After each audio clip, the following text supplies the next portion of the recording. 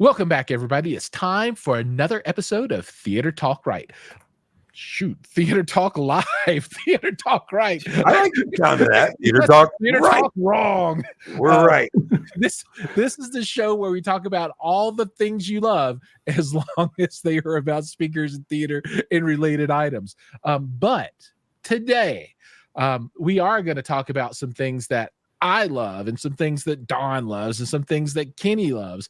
And that is RBH sound, right? So these guys are killing it. And if you don't know who they are, you're going to find out, because I found out and I was absolutely shocked. Hi-Fi Haven is with us and he's all like, I'm looking forward to this one. He's like, bring it, let's go. My man. Because, this company is just right across the mountains over in Utah, right? And we're in Colorado here. Well, in the McCoy Basement Theater, trademarked. All right. Okay. Foundations. Let's lay the foundation. So we got two guests today. We've got Kenny from RBH Sound, and then Digital Don AV, the Don Meister, the Donnie, the Donalicious, superlicious, super fragilistic guy. I think we'll start with, Don's up. We got another Don. So it's double Dons. Double Don Hensley's up in here. What's up, guys? Don Hensley. What has he got to say? RBH in the house, indeed. So Kenny, I'm going to close my yapper, and if you could, please introduce yourself, tell people who you are and why they should care. Yeah, exciting, Kenny. It is. Yeah, I'm head of sales and customer service at RBH Sound, and I work alongside Shane Rich, who's the technical director, and him and I work hand in hand, and we've helped develop a couple products. In fact, we got a couple new subwoofers that are going to be dropping later this month that I helped co-design. So it's super exciting. Man, look at you. You're all like, not only sales director, but also speaker designer. Yeah. He's an uber audio nerd. Yeah. And I see uber emphasize that. He really is. With the umlauts or whatever those things are called. Right? With the dots. The Swedish version. If anybody out there knows what those are called, let us know. Yeah,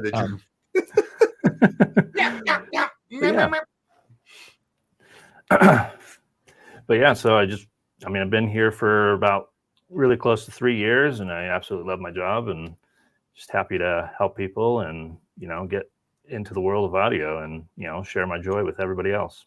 That's super cool. All right. And also joining us is the Don Dunn. So Don, let everybody know who you are. Hi, I'm Don. Digital Don AV is my new and upcoming YouTube channel. You might know me from Audioholics. I've worked with Audioholics for many, many years. Gene Delasala is one of my best friends, as is Teo, Matt Pose, and the list goes on with the entire crew.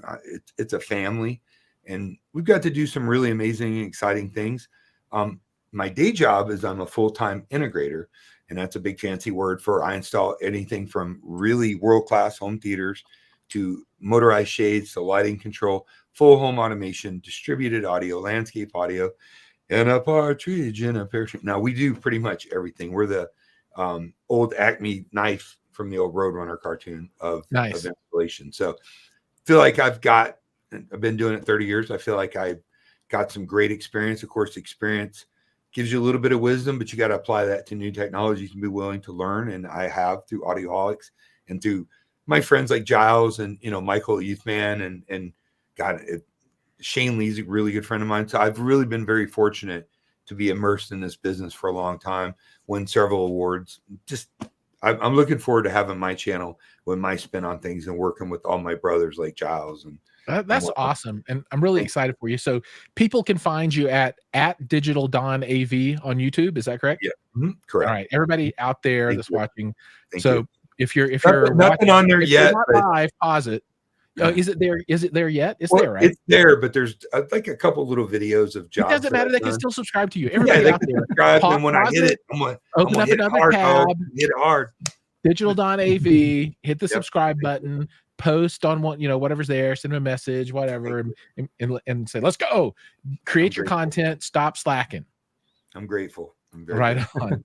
Now we're gonna swing this back around. And man, there's this whole upper Marlboro, just below Bowie conversation, and whatever a B more is, and What? And Hi-Fi Haven's all like, Baltimore. I'll subscribe. Sounds like they're both from Hi-Fi Maryland. Haven. So there's, if anybody else is from close to Upper Marlboro, let us know. We're looking for the Maryland crew. But okay, back to the topic at hand. RBH sound. So I want to talk all about this, but to preface things, I had never, that I can remember, heard an RBH sound speaker until Cedia, and I got to hear what I think is kind of the more entry level equipment. Is that right? And this stuff was good, right? And so I can't wait to hear the big boys, right? So if if the entry level was like that, and it was really nice.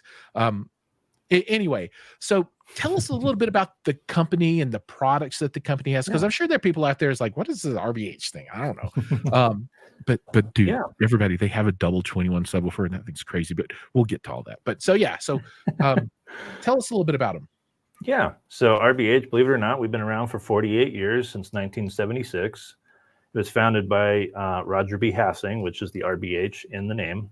Gotcha. And he started doing OEM work with the likes of Macintosh and whatnot, but then he ended up branching off and doing his own thing, building his own speakers, and it just progressed from there. Shane Rich, the technical director, has been with the company for 30 years, and really he is the reason we sound the way we do today. Because most of the drivers that we use, they are proprietary to us, and he had a hand in designing them, which is super cool. It makes us a little bit unique to the market. We're not just using off-the-shelf parts. That is very cool. Yeah. Another cool thing about us is we are made in America. We have a wood shop next door. And with that being said, we do a lot of custom work, which is, I think a little bit unique to the market as well. That is kind of cool. And so when you say custom work, does that mean that somebody might say, I want your speaker, but I want it in purple? Or is that, hey, I've got this weird room and I need a speaker that measures like this tall or whatever, and you can, what does it really mean?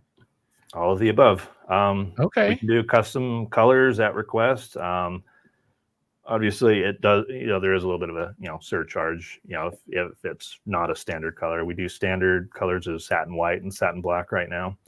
But another thing about custom is, for example, we got this speaker right here with the beautiful X pattern side panels. That's really cool. Which I think they're pretty as heck.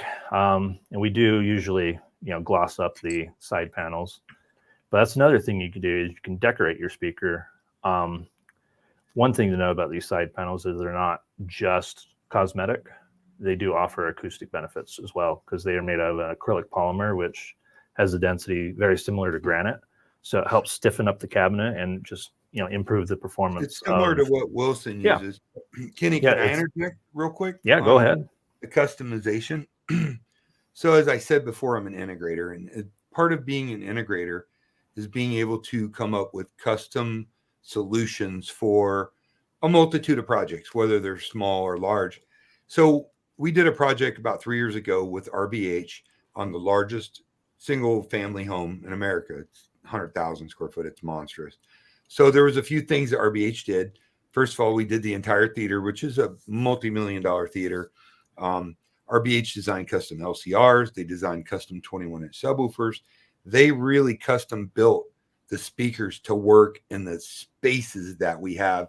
The output, and of course, Matt Pose was a big part of that, working with RBH on designing all this.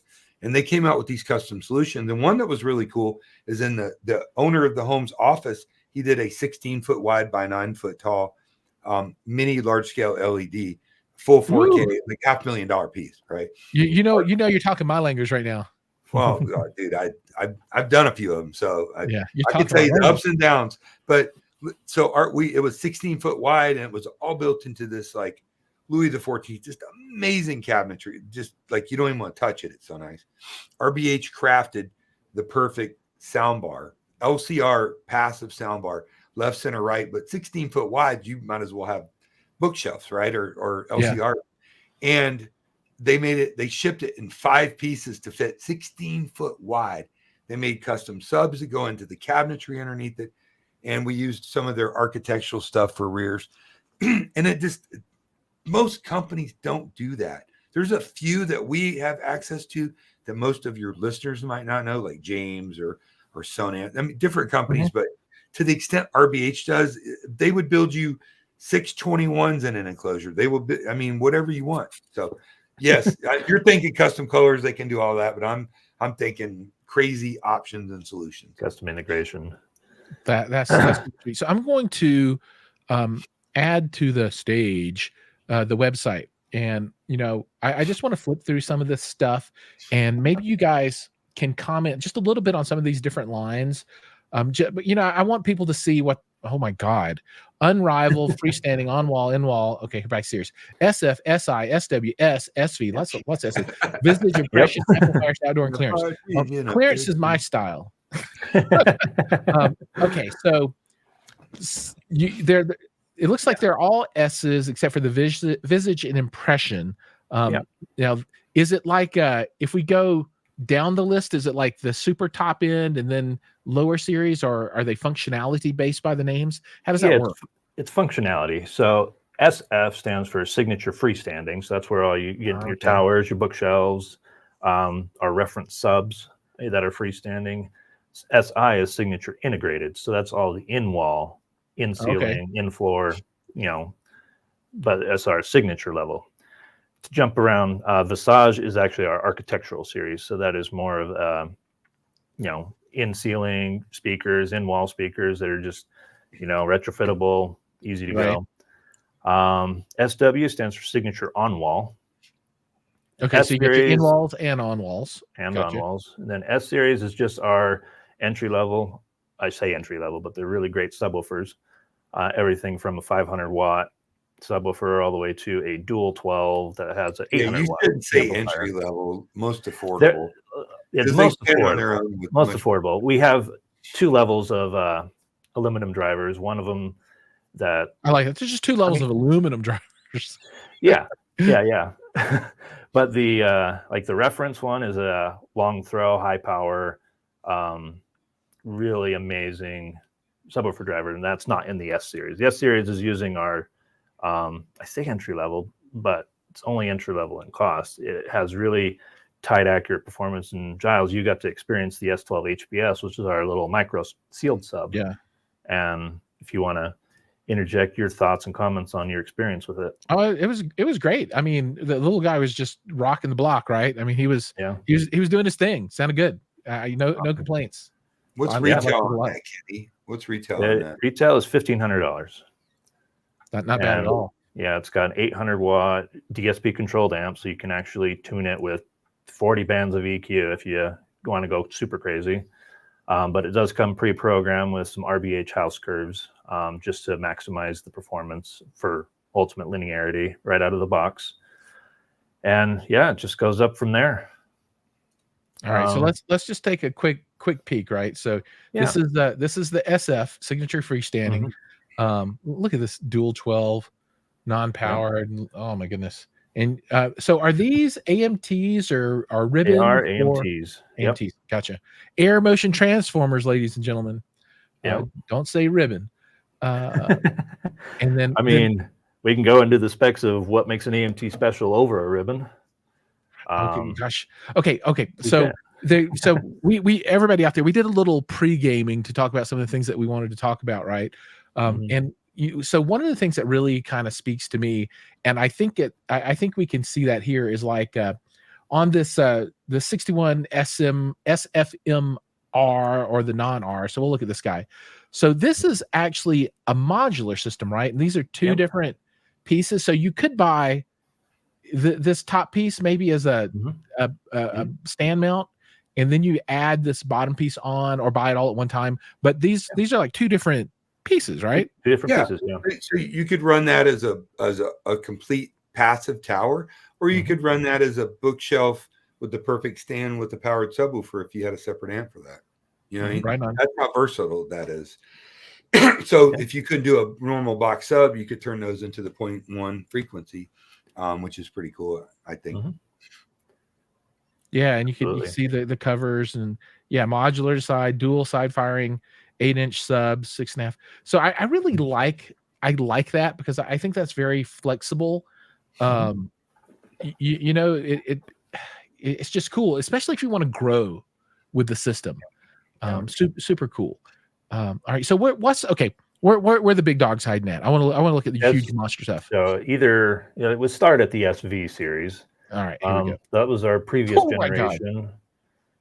That, I mean, it's a very limited line. It's just got our basically towers and all the pieces associated with that. That's what I have. Yep.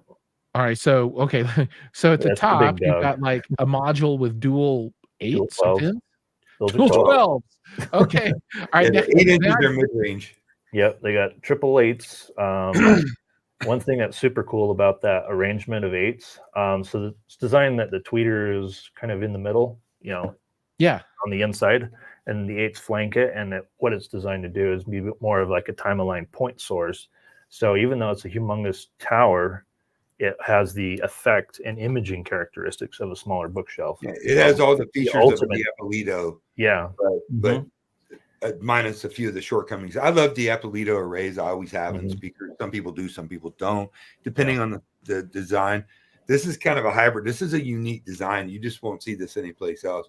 And I can tell you, it really images. And even with 8-inch mid-ranges, it sounds counterproductive, but I'm telling you, with good power, and they're pretty efficient, these things are light like a small monitor speaker. It's insane. That's really cool. Yeah, I was going to say it does look like a kind of odd to Ippolito array, and you know, I kind of cut my teeth on higher end speakers with Ippolito arrays. Well, I guess it's not really higher end speakers. This was like billions of years ago, and but yeah, I've always been a big fan. So this seems really cool too. Yeah, it's cool. I mean, the Ippolito is really good for controlling your dispersion. You know, THX speakers back in the day, as you probably have reviewed or owned, from Atlantic Technology to Snell to whatever, always used kind of a expanded version of the Ippolito to really control that, have wide vertical dispersion and or wide horizontal dispersion and more narrow vertical dispersion on a theater room helped a little bit. And then, okay, so just checking out this stuff. Let's see what's on page 2 here, hiding out. What is this? Oh, okay. Hey, my old babies. That's kind of cool. What is that?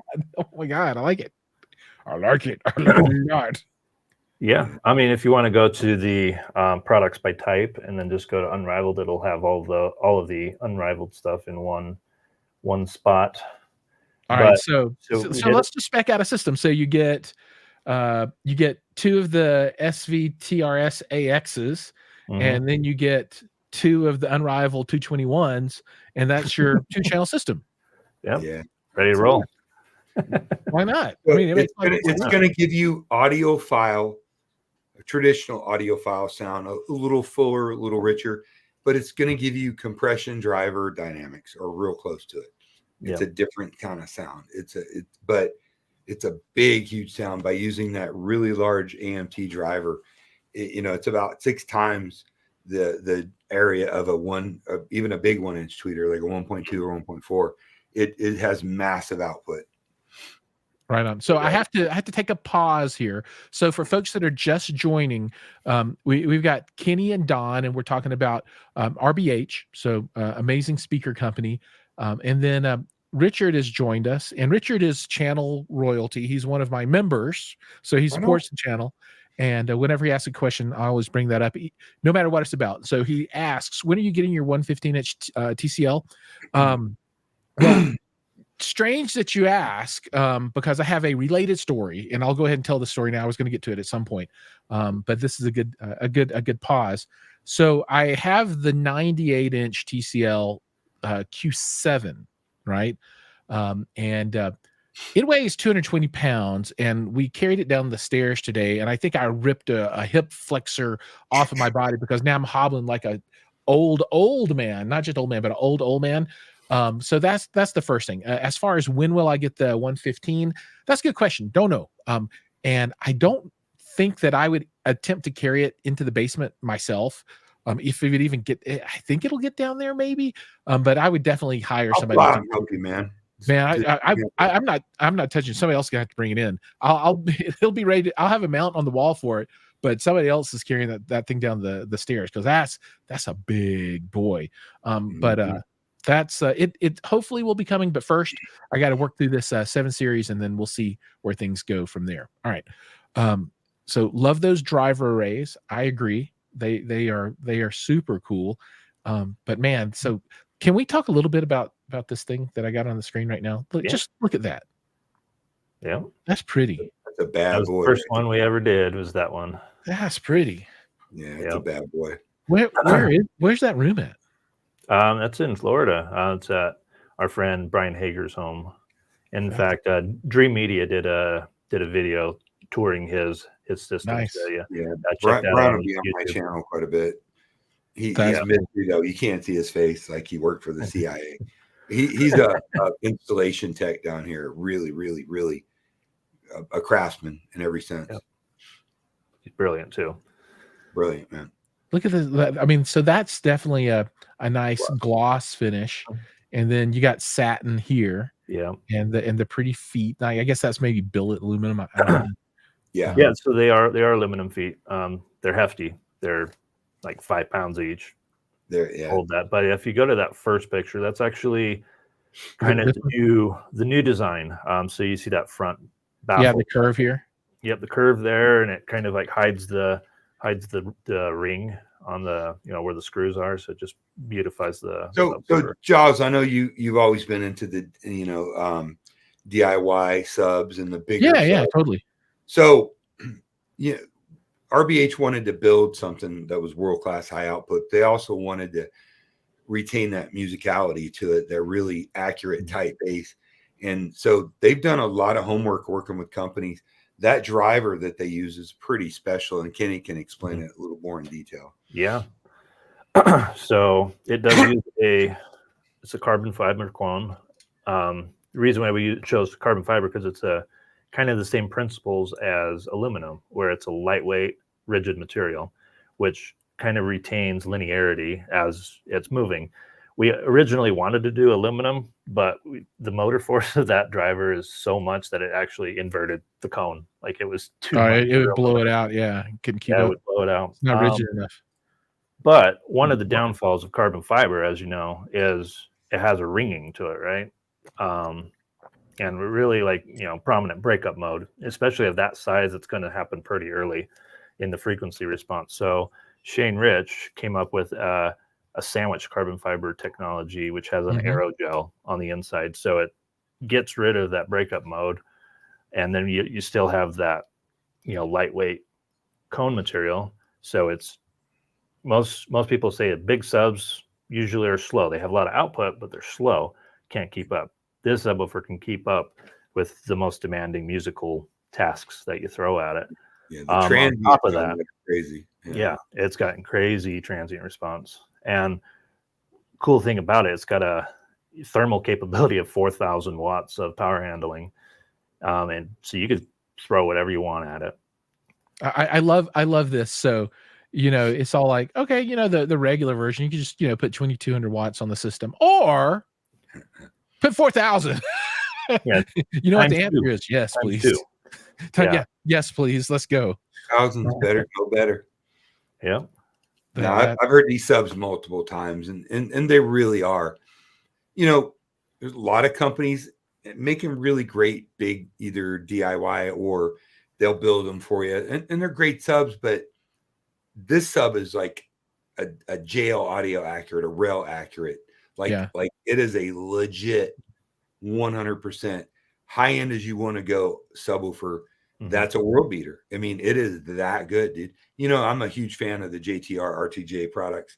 This thing right here is right with it. It's exceptional and it's beautiful. And I'm super proud of them for bringing this out. And of course it digs deep. I mean, it's a monster, but it ain't cheap. So, but well, digging deep. I mean, I was looking at the specs here. And at first I was looking, I was like, oh, okay, whatever, and then I looked at the scale of this, and that's 4 hertz. Yeah, it's 5, 6, 7. yeah. When it couples, man, in a room, dude, and gets that gain, it's a Yeah. monster. But It is. again, accurate, man, which is and punchy, like only a sealed sub can be. Mhm. Yeah, I had a lot of people ask me about, I think it's the SI 1212, the dual 12 in wall. Yeah. I think this is the one, but there was a lot of interest around those guys. You know, I did a review of the Next Level Acoustics dual 10, maybe it was 12. I can't remember now. Great In walls. product, by the way. Yeah, really good product. Really good stuff. But you know, a lot of people when they watch the video, they're oh that's super cool, and but the first question would be like, but what about the RBH dual 12 in wall? So, I don't know. It's You know, killer. I'm sure it's good too, but it's kind of funny that a lot of people are familiar with this, and I assume this is more of a CI kind of product, right? That one is, yeah. Yeah, but So that one, I mean, it comes in 3 pieces really. So it has the in wall enclosure, then the baffle assembly comes separate. So like for people who are doing like heavy construction on a home and they need to get the cabinet in the wall, but they don't want to damage their speaker, so they'll order them separate, and there's no harm in doing that, and it kind of keeps the drivers protected off the construction site. And and is there like a 3/4 inch or whatever the drywall thickness is? no, so it's got a mud ring to line it up, and that baffle will go flush with the wall, and then the grill's a little oversized to cover up all the seams. So, Giles, let me put this in a little bit of perspective. So, we've measured the RBH Dual 12 subs extensively at Audioholics. And what we found is that the RBH Dual 12s with the reference drivers with enough power have output very comparable, if not equal, to a single sealed 18. They may not play quite as low, but man, dude, they're really close. And that substantial output in an architectural sub. Hard to find in an architectural sub, really. As an integrator, I know. I mean, you a lot of 8s and 10s and dual, this and that, but these things are a pretty real deal. In fact, Matthew Pose in his reference theater, he built from the ground up, has a pair of those in his theater as well. Yeah, I was thinking about, because I emboldened myself when I did that drywall patch. I thought, okay, well, I could just rip like a, between some of the studs and put a big ass, box behind the thing, and then patch up the drywall and put some architectural in walls back there just to have them. So I've often thought about that. I don't know. I don't know if I'm brave enough to actually do it or not, though. But I've thought about it. I mean, I cut in ceiling Atmos speakers into my rental house, but I'm going to put some replacements in when I move. And I believe in the house better than I found it. It's pre-wired for surround sound with speakers. Nothing wrong with that, right? Yeah. So I did do that. I cut my ceiling and put in walls into the ceiling. But there's no patchwork with that. Speaker just covers the hole up. With this thing, you got a big old hole that you need to patch afterwards. There's a lot of misconceptions about architectural audio, and we are literally light years from 10 years ago on architectural audio, what it's capable of, especially when you had Dirac and Odyssey and Arc and YPOW and, whatever format, the Trenov that you're using. You'd be pretty impressed and surprised, because a lot of them have sealed cabinets. They're just sealed speakers that are mounted in the wall, not dissimilar from large recording studios. Yeah, absolutely. No, that makes a lot of sense. And this kind of stuff, really, it really calls my name. Like I love this kind of badass speaker, because I've got towers in my room, and they're great. I love the towers; they're awesome. And then I've got the humongous on walls all the way around. But I've often thought, if I could just get rid of all the boxes altogether, it'd be really nice. That's my world as an integrator. Nobody, I mean, for every 100 speakers I sell, maybe 5 are box, if that. Yeah, that's just the world we live in now. And the in-wall stuff sounds amazing. It can, absolutely. Yeah. Well, of course there can be crappy ones. Absolutely. Well, yeah. I mean, if you get some of the cheaper ones that masquerade as high end, which there's a bunch of them out there that ain't. But when you get into the Kefs, the Paradigms, the Focals, the RBHs, the list goes on. Dolly makes some great architectural audio, monitor audio. I'm going to leave somebody out, but yes, you can achieve a phenomenal high-end, very, very great sound stage, all the audiophile terms with architectural audio, if done correctly and EQ'd correctly. Right. What about Totem?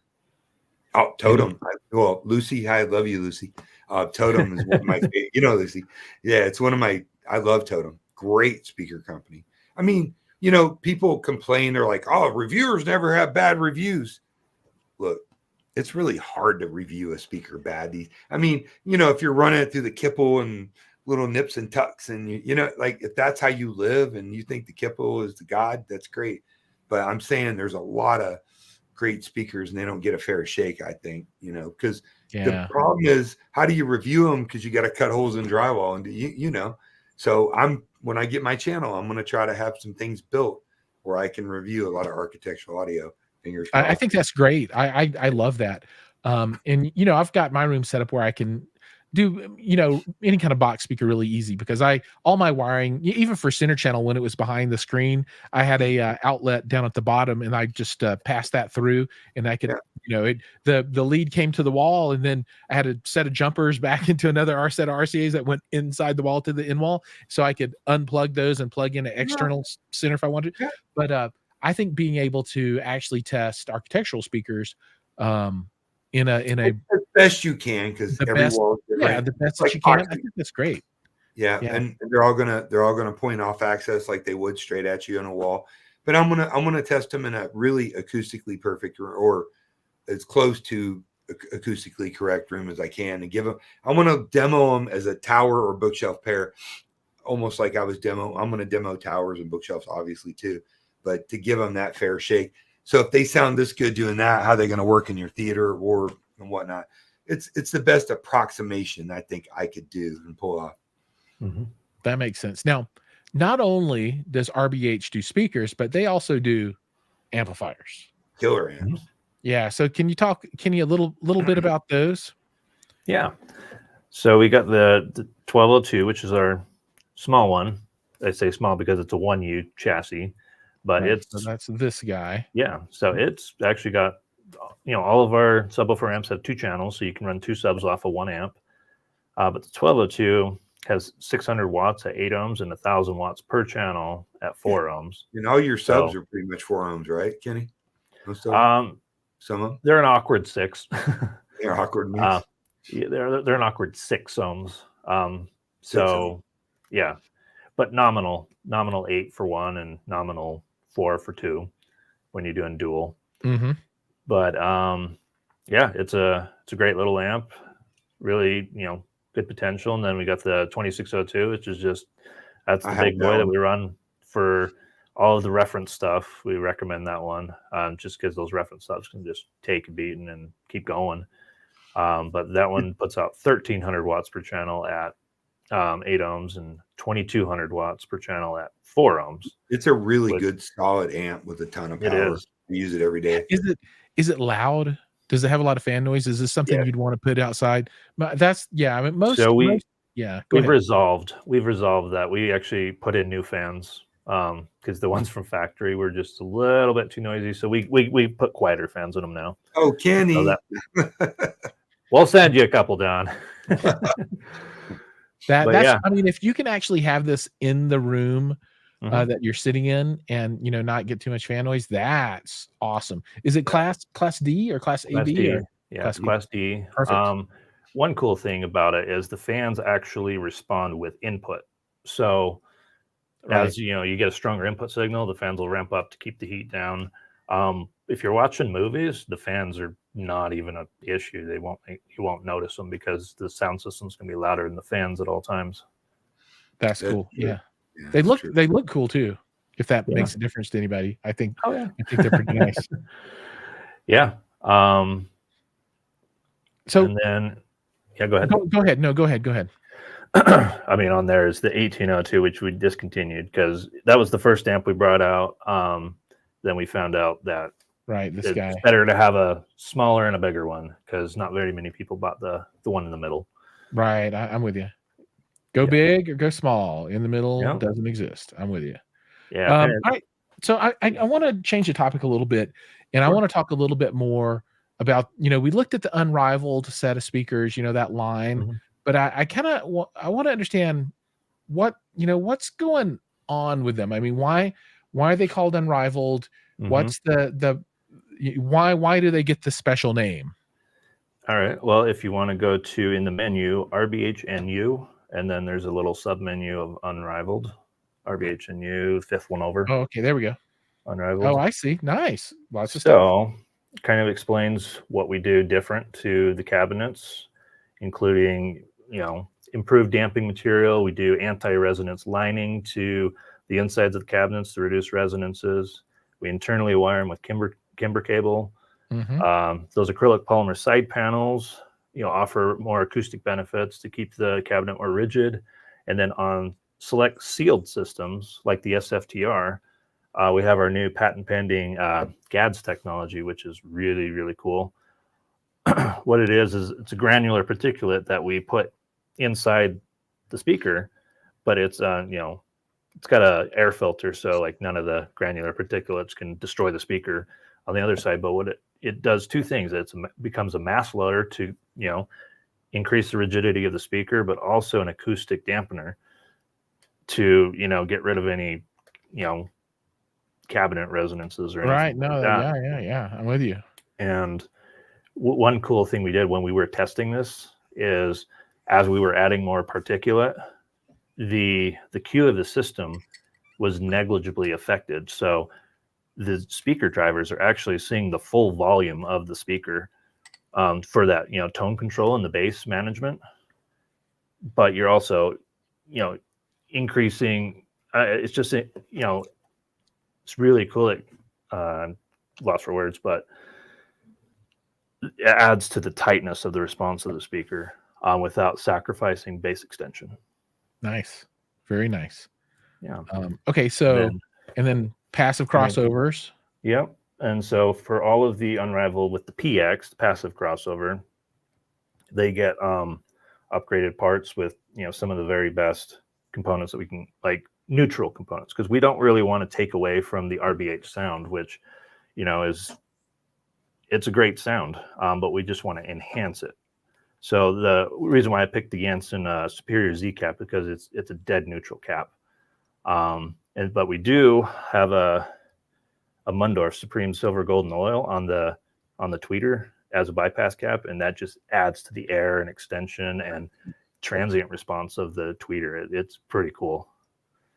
And beyond that, just a foil inductor for the woofer circuit, just to just have as low of resistance and clean signal as possible to the drivers. And we at the office, we did a blind A/B test between the stock crossover and the unrivaled crossover. Everybody picked the unrivaled crossover. Just the transient response went through the roof, and the clarity was phenomenal. So it's awesome. really the next evolution in the RBH sound. And then, of course, if you want to go all out, we got the active crossover system, which I love it. It's got full DSP up to 108 dB per octave crossover slopes with so Kenny, FI. Talk about your Pascal based multi-channel amps. Yeah, we can do that right now with the active system, because when you do buy an active speaker system, we include the amplifiers. And so the Class D amps are using the Pascal modules, which are really world-class Class D amplifiers. It's really hard to get much better because they're just dead neutral. The damping factor is greater than 1,000, which is pretty crazy. I haven't seen any other amps quite that crazy. Maybe I'm wrong, but yeah, just the slew rate, just makes for like crazy transients, and like it's just dead neutral representation of the audio signal. So whatever you feed it, you're going to get a faithful representation of that. So Giles, these are actually really high-end stereo or multi-channel amps. Mm-hmm. Like you said, they use the Pascal module, which some of your most high-end manufacturers that make your Uber audiophile, when they do a Class D, use the Pascal module. It's extremely powerful, extremely clean. I mean, I've owned 30 multi-channel amps of every shape and size: Class H, Class AB, Class A. I'm telling you, these amps are world class. And I've got a 6-channel on my main system running my bed layer, and just absolutely floored on how much raw power, but super clean, no strain that these things have. RBH doesn't really talk about them much or promote them, and it's a shame because they take their place among the Trenov amps and the Marantz and some of the bigger. We're working on it, Don. Well, that's what I'm here for. Well, they're going to be there. They're there. They just need some. They need some people to talk about it, right? Yeah. Let's get the word out. One cool thing about our amps is we can configure them anywhere from 2 channels all the way up to 16 channels in one chassis. Nice. And anywhere from 140 watts per channel up to 2,000, obviously within reason. I want 2,000 by 16. Go. I can't do it. We can do 2,000 by 5. 2,000 by 5 is about the max of that. So I just need 4 of them. Yeah, I'm 2,000 by 5. I didn't know you did that.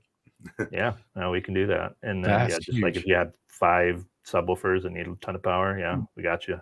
So my main towers on my big system, which is the RBH unrivaled SVTRs, the base module, because it's modular, they have the RBH base amp, and it's 2,400 watts channel because those are 4 ohm dual reference 12 drivers. Then the top module has an amp that's 600 watts a channel.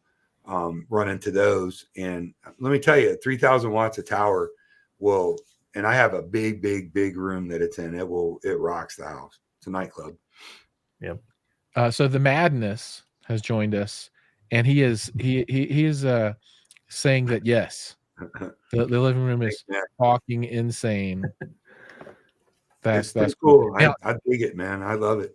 So and just to remind everybody and to remind myself, that's dual 12s on the bottom and then the 888 with it's the SVTR is a modular tower system. They make it a passive version, which I have. Then they make an active version like Gene De La Sala has in his theater or Brian has. And they actually have the additional dual 12-inch module on top to make this massive tower. It has 3 8-inch mid-ranges, which, I was like, man, I don't know, 8-inch mid-range. Because I'm used to 5 1/4, 6 1/2, 3-inch, whatever. I like 8-inch mid-range if it's paired with the right. They're so efficient and so fast. I bring people over all the time to do demos, and I set them in a sweet spot, and I play, really high-end 2-channel, just the front towers, audiophile quality music, and people are just like, dude, I've never heard anything better. Like most flagship speakers for companies like Dolly or Focal or whatever, or anywhere from 70,000 to 300-400 Sonos Faber 750,000. These speakers are flagship level, I assure you, and they have just that massive output. In fact, if you got a flagship speaker that's 7 foot tall, I don't care. If you got a 1-inch tweeter, that's going to compress at higher volumes. It's just science. It just is. Yeah. So by using either a array of tweeters or a module like Perliston uses, or a compression driver, which a lot of people use, or a big and I mean a big AMT. This thing's like it's giant. It's able to give you that huge sound, but it still sounds musical and small because I do my little tour of Italy and I take them to the studio monitors, and I take people to my little 2-channel with dollies and into my bedroom system. Take them to my bedroom. It's all Focal Cantus. I mean, this is high-end stuff, all driven with great electronics dialed in. But when I take them to the big RBH, dude, it's just big speakers in a big room. It's just hard to replicate that, And I'm a huge proponent of sizing speakers to the room. If you got a little room and you put these SVTRs in it, they wouldn't sound good. The energy that they produce overpowers the room, collapses itself. You got to think about. I'm going to go on a tangent, but speakers produce energy, and if all these audio shows, a lot of times you'll go in a little hotel room that's 13 by 13 or 12 by 12 or whatever, and they got massive speakers in them. You're not really hearing the speaker as it should be heard. But the guys that have bookshelf or small towers, and Giles, you've been to 1,000 of them. It's the same way. How often than not, at Audio Advice, what was some of the best sound we heard? The little ELACs, remember? How good? Yeah, those are cool. Yeah. I mean, those are cool. Those are real cool. But yeah, but you know what? I'm going to just say I agree with you, but I say bring it. I don't know. You got 10 by 10 room. Well, let's just. Dude, listen. Come on, let's do this thing. Excuse me while I whip this out. You may not need big speakers to please a woman, but if I you're turn the volume woman, down. That's I want big. All right. Well, So I everybody know. that's out there that's watching, if you're just joining, we've got Kenny from RBH Sound and Digital Don AV. Subscribe now, please, please. to his channel on YouTube.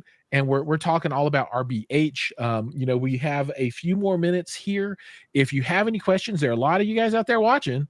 Drop your questions in. It doesn't matter what it is. It can be silly, weird stuff. We're good. We got you covered. Don't be scared.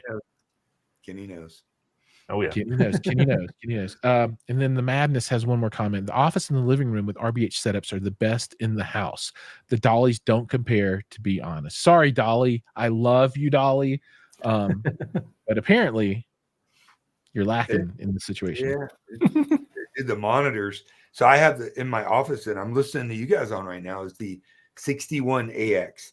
And that is a two-way, similar to the passive 61s, has the reference AMT, has the reference 6.5-inch mid bass driver with the what's the Face plug. Face plug, yeah, but a real face plug that dissipates heat. It's aluminum, and they internally it has Marani DSP processing with FIR filtering, and two Marani amplifiers, which are also based on the Pascal.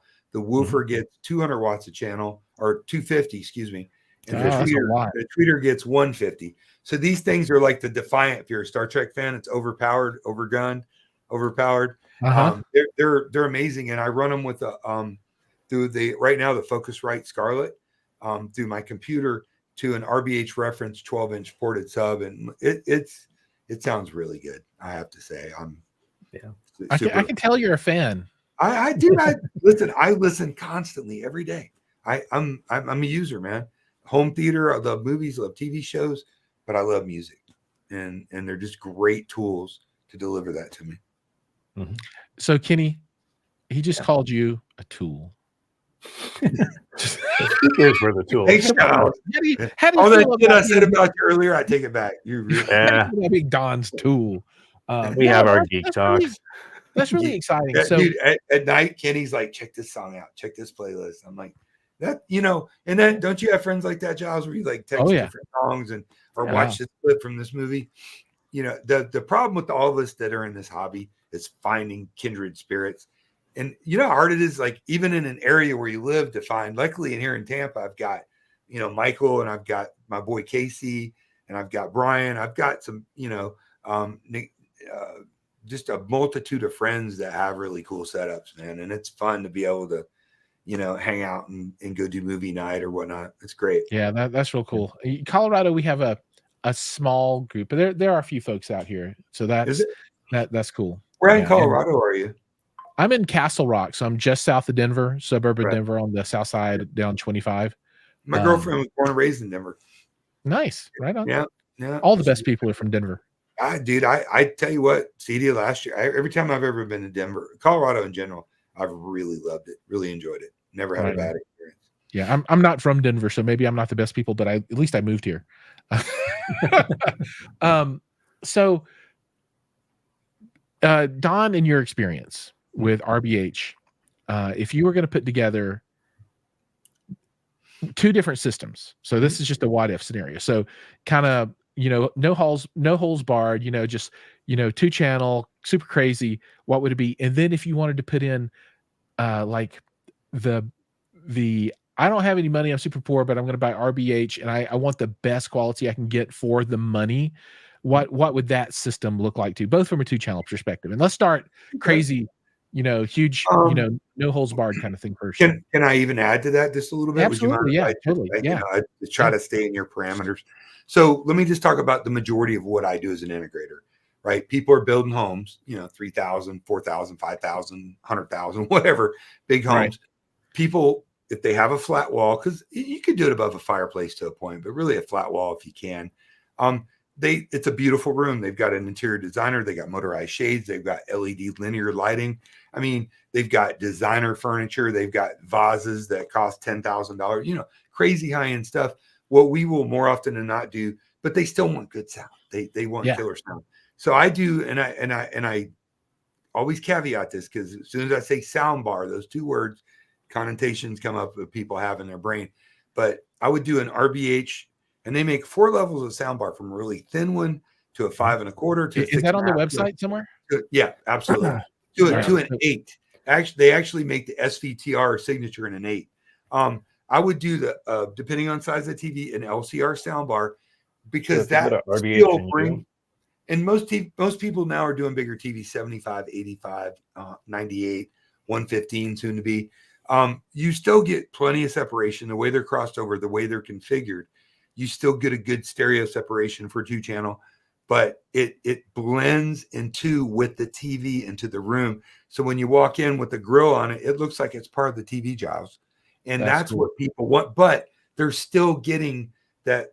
Everything's about compromise, a high fidelity, high quality system. Now, would I do in walls? Absolutely. But most people have like rocks on the wall, or some kind of signature decorative, or a faux finish paint, or art or cabinetry, or paintings. So the sound bar only occupies the space that the monitor does. Then I would do architectural. If I could do in walls, I will, but really on great rooms, bigger rooms, it's in ceiling. 4 for the Atmos, 2 for a 5.2.2, or a, if you want to do a 7, depends on the room, it really. But you've got that flexibility with RBH. Has angled speakers, not angled, affordable price tag, all the way up to really high output. With the 8-inch driver, with the AMT tweeter in it. And then they've got subwoofers galore. We could do in ceiling, we could do in floor, we could do in wall subwoofers around the cabinet, or all you see is a grill coming at it. So really, we're talking about a legitimate, high performance, high style audio system that's gonna preserve the look of your room, but truly, you have to listen to it. And I wish I could take everybody and had a place to bring them to hear it.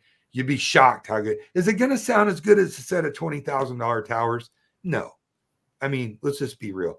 But it's damn close. And for what most people use their systems for, if you're not a big 2-channel aficionado for movies and TV shows, it's perfect. Or even Atmos music.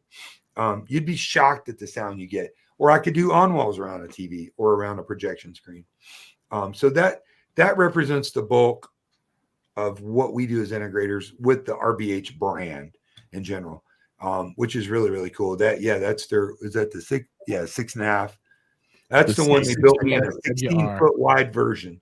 It came in 5 pieces. For most of my bigger theaters, it really depends on the size and the scale of the theater. But like the theater I was telling you about in the biggest house in America, and that one, RBH built me custom. So they took 6 of the 8-inch drivers on each LCR, 3 of those massive AMT tweeters, and built. Matthew Pose worked with them to design a big what's the word I'm looking for? Waveguide. Yeah, but really crazy. I mean, they weren't much to look at, but they were designed to go behind a screen. They would play like 134, 135 dBs continuous. What? Like, nuts. Yeah, Well, this room is 13,000 cubic feet. It's sat 26 people with a mezzanine, like a balcony. Right. The projector's built in with enforced induction cooling. It's got the Sony 380, the 10,000 ANSI lumen Sony, the big one. We've got enforced cooling that goes to it. We had one rack, 42 space, a little over 7 foot tall, full of RBH Class D amps with 220 power, because RBH has a unique ability. You can plug 220 right into their amps and get more out of it. Power supply. Yeah, absolutely. Yeah. But that's on the extreme 221s, but they did ported 21s. Literally, you could bury a big dwarf in these cabinets. They were so big. Both of these 21s went underneath the platform seating. It was 3 levels tall. It was so deep, we were able to put 221s in that. Then there was a stage where they can have plays and mini Broadway shows, and they have a piano they bring out, because we do a 220-inch motorized screen, acoustically transparent, by the way, that dropped right in front of it. Then it went away. Under there, we put 4 of the dual RBH reference 12s, but in a much bigger ported cabinet than normal. So that's all the bass they needed. They didn't need the 21s. The 21s were just good. Why not? Those are the the McCoy specials is what those are. The McCoy specials. I love it. The I almost McCoy called you Jim McCoy. Jim, God damn it, Jim. Jim, I'm a acoustician, not a doctor. It's a Spanish Inquisition. No, No, if you can go to the website. But that's what's cool about RBH is they can build you. Or if you wanted a purple speaker, like go to environments. Yeah, they could do it as long as you got the credit card room. And go down all the way to the bottom. And we got customization and other. Go ahead and click on that. This is, since we're running low on time, it's kind of the last thing I want to hit. There's my speakers. Every customer is different, right? Yep, those are your speakers, Don. But yeah, so we do lots of different customizations, whether it's paint, color, side panels, front baffles, anything to beautify the speaker. We got different side panel designs to choose from, but down at the very bottom of the page. Hey, go back up real quick, Kenny. Sorry. Go back. So Giles, check this out. So RBH makes that speaker flat. They'll make a waveguide for the whole front panel that magnetically attaches to it. So you could change the color. You could change it. How cool is that? Nobody does that. That is pretty cool. That's real cool. Yeah. That's real cool. Yeah. Yep. Look at this. That's gorgeous. Well, we are working with it. Yeah. So yeah, those are the big monitors right there. They're ugly. 160 pounds of joy. Oh my God. That's cool. And then real quick, if somebody wanted to jump in on the less expensive side of the house, that would be the impression. Yep. Yeah, these guys. All right. Oh, we got pricing here. Look at this. $350. Let's go. You can buy the impression directly from RBH. Yep. That's the only line we offer to the public. You can do your range of on walls and freestanding. Yeah, look at that. 7.1, 3,200, $10. Let's do this thing.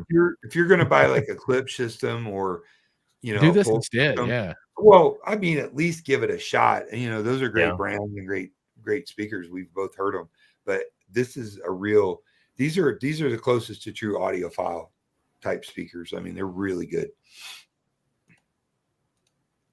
Oh, look at that. You can customize your package. Oh, let's do. Oh, let's go all in. Go for it. I like it. All right. Okay. We are at the end of the show. Hi-Fi Haven says, Giles, we need Kenny and Don back. Well, we can make that happen. We'll do it. There's no question. We'll make it happen.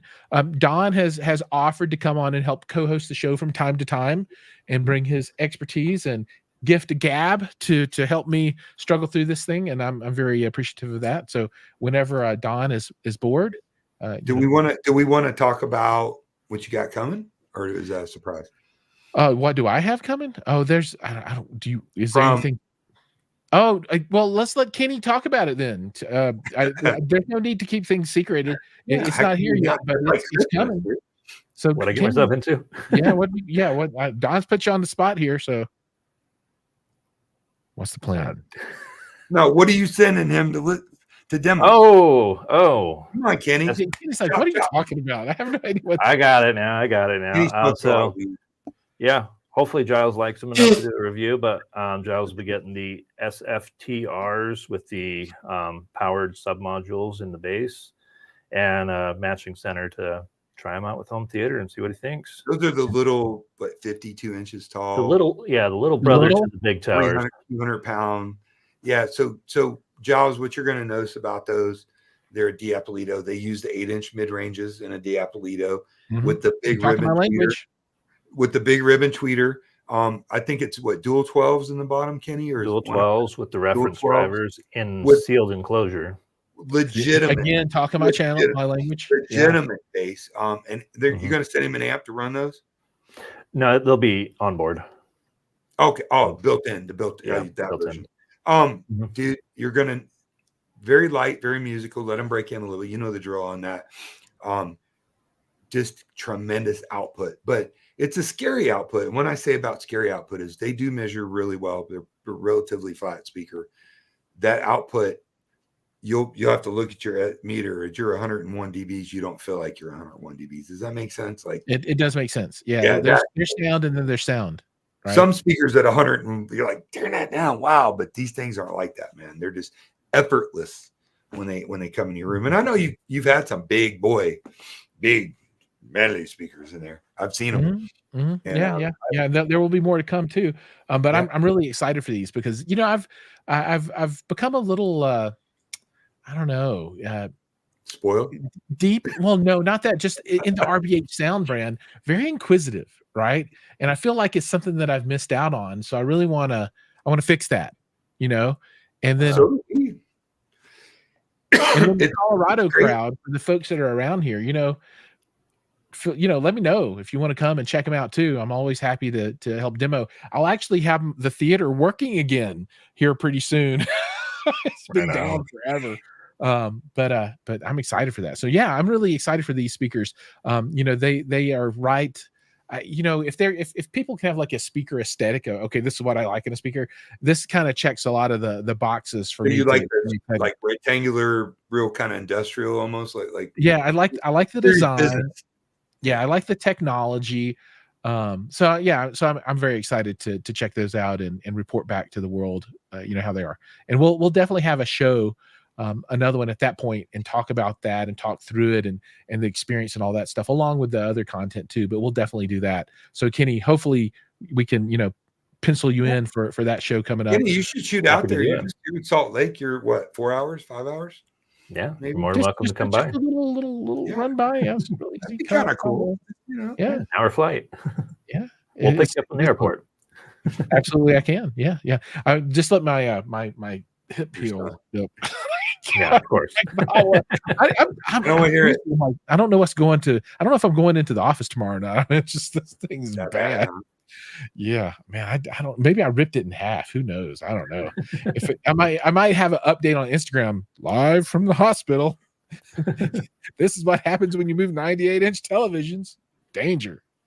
All right, we are 3 minutes past time. So I have to put this up. Donnie is audio Gandalf. You cannot pass. That's right. These speakers cannot leave. They can audio Gandalf. Thanks. Audio Gandalf. Is that good or bad? Is it Gandalf the Gray or Gandalf the White? Which one is it? I'm a Lord of the Rings fan. It's great. Thank you. Yeah. Call me. I like to think audio video Viking more. I'll have to put up my medieval fighting video next time. Either that or audio video. Well, never mind. I can't say that on the channel. There's a television character who participated in shady activities that had a goatee and was bald. I don't want to hear about that, dude. Because my meth is not made in my mobile home. My meth is made in my basement. And I'm in Florida, so you figure that out. There you go. All right. So everybody that's watching, thank you so much for joining. I really appreciate it. We all know your time is precious, so spending it with us is a treasure and a gift. So thank you so much. Really and then Kenny and Don, you guys, your time is precious too.